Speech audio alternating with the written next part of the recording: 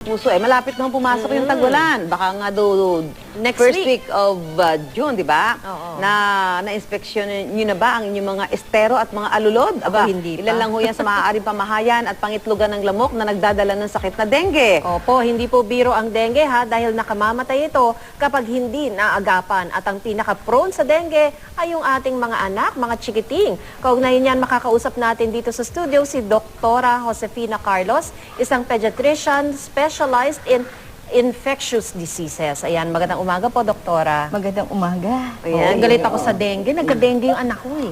Oo. Ayan, unang-una, ang tanong ho kasi dyan, bakit daw ho ba mga bata ang madalas na tinatamaan ng dengue? Dahil ito sa exposure nila. Alam mo naman, ang bata, Laro, very active, naglalaro. malaro. So, sa bahay, sa eskwelahan, so sila, sa mga pagsusuri, hindi lang sa ating bansa, kundi sa iba din, katulad Vietnam, Thailand, mga bata din ang tinatamaan.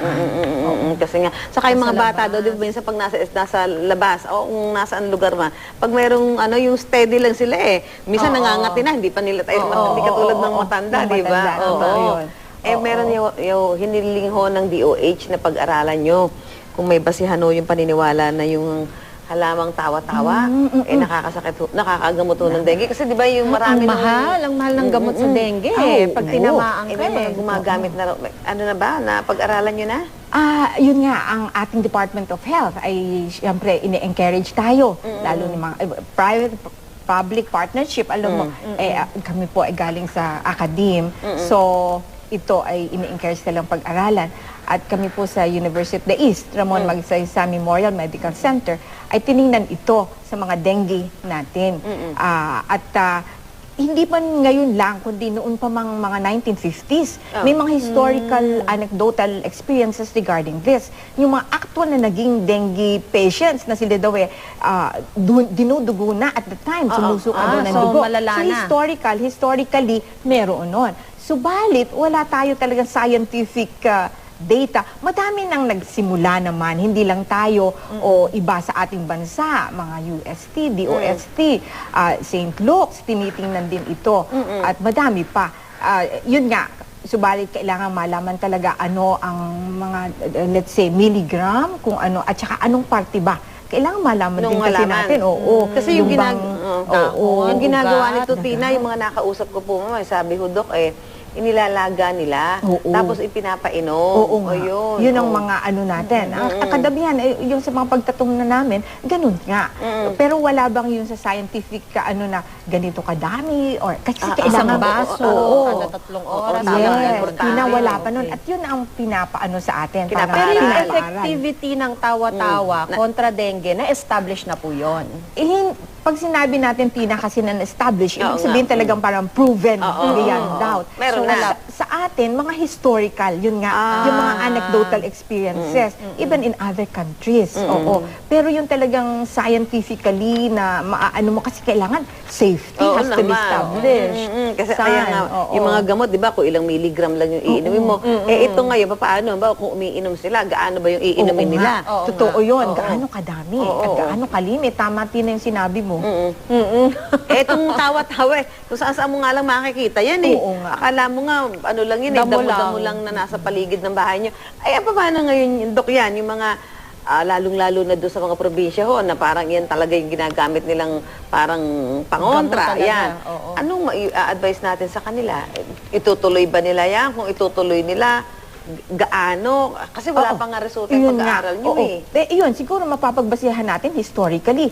Ang makikita natin, wala namang namamatay. Kunyari, walang masamang epekto naman. Wala namang epekto ang nakikita. Gumagaling ang sinasabi nila. Yun ang ano natin. Yun ang mga tinitingnan. Yun na nga, kaya nga ang ating Department of Health, ang mga DOST, talagang ini-encourage tayong pag-aralan ito. So walang side effects? So far, wala naman tayong nakikitang ganoon. So maaari ba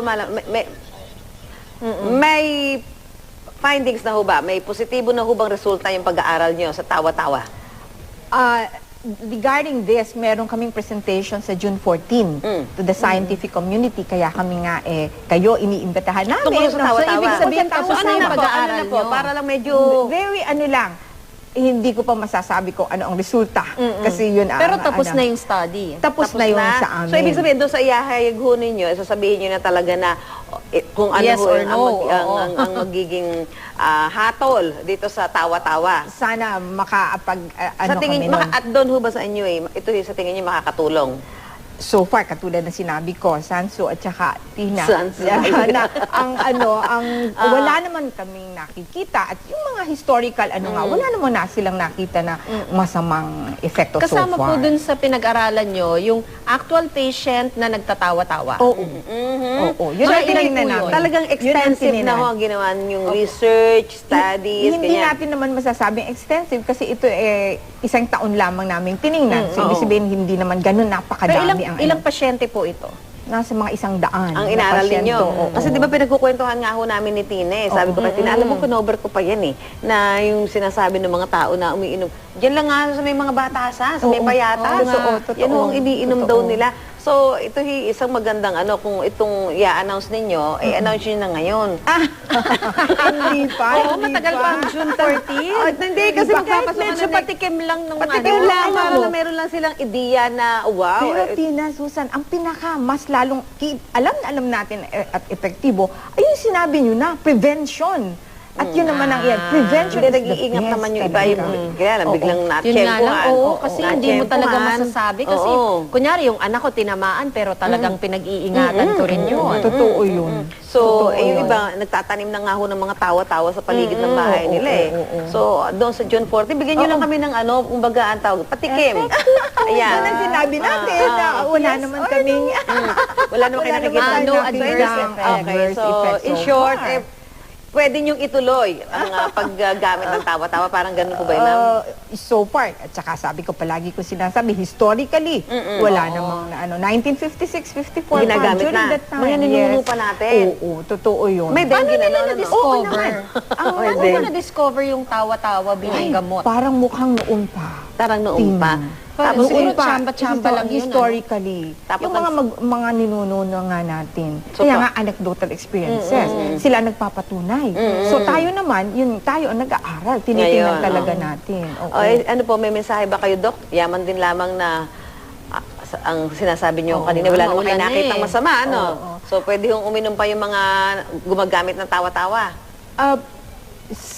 Nasabi ko na wala tayong nakita kahit pa nung nakaraan na masamang resulta sa pag-inom ng tawa-tawa. Nasabi na din ito ng Department of Health regarding this. Subalit ating ine-emphasize ang preventive measures, lalo na ang paglilinis ng paligid para maalis ang pinamumugaran ng Aedes aegypti na lamok na nakakagat sa atin. So, ang announcement nyo sa tawa-tawa ay sa June 14. So Aha. kayo po ay Tataka aming na sa inyong mga inaanyayahan. kalendaryo Opo. para malaman natin kung tayo po ay tatawa Opo. sa inyong i-announce sa June 14. Ayan. Opo. Maraming salamat po, Dr. Josefina Carlos. Ayan. Salamat.